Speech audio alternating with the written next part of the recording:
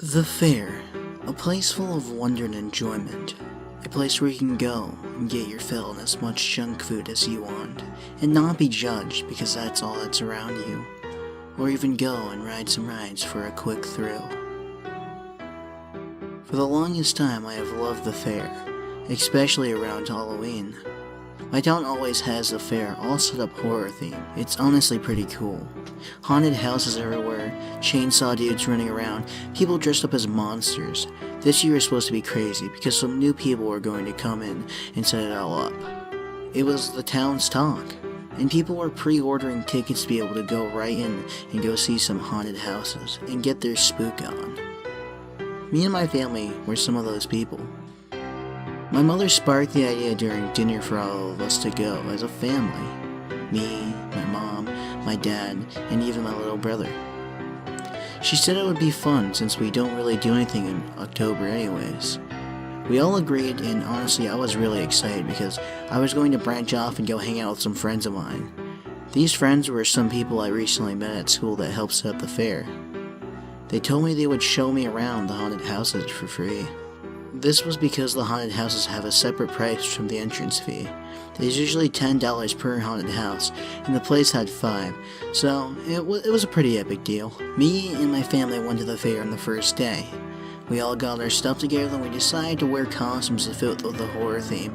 My mom and dad decided to dress up as zombies, and my little brother dressed up as a werewolf.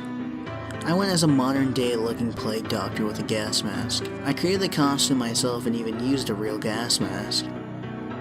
When we arrived at the fair, the front gate read, "The Living Circus." We showed the people at the ticket booth our tickets and got them within minutes. It was crazy, the place was full of fog and was lit up with torches. People were strapped in cages dressed up as monsters.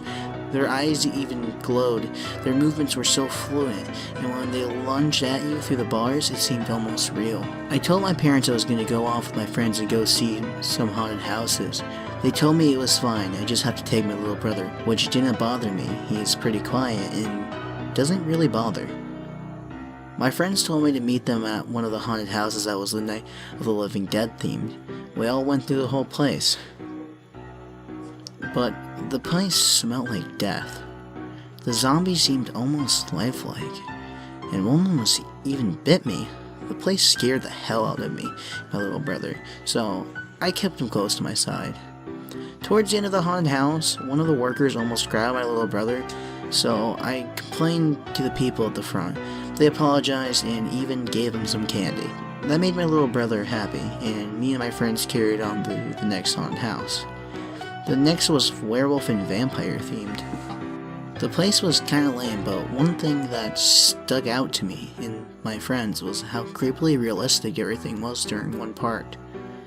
We had to go through a hallway that had glass windows around us.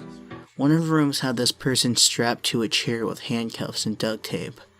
The person was screaming and begging us to help her, and asked where she was. We stood there and watched in horror as one of the werewolves walked up to her and ripped her throat apart. Fake blood splattered the glass.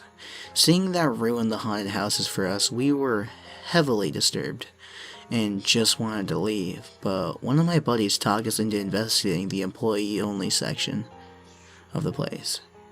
And what we saw, I honestly don't think I'll ever be able to forget. There were cages all over the place, and in them were, like, werewolves. And I don't mean these were workers in the cages. The cages were full of shit and bones. The creatures snarled and snapped towards us. We all ran out of the building. One of the employees caught us. The man hit my friend in the head with a bat, knocking him to the floor. I picked up my little brother and I ran. I didn't care that I was leaving my friends behind. I'm his big brother, and I was not going to let harm be done to him. I managed to find my parents and we left in a hurry. I told them what happened, but they didn't believe me until a couple weeks later, my friends were reported missing. Not even my friends, other people too. One that I saw was the girl strapped to the chair. I'm going to be honest. I don't know why I'm even writing this.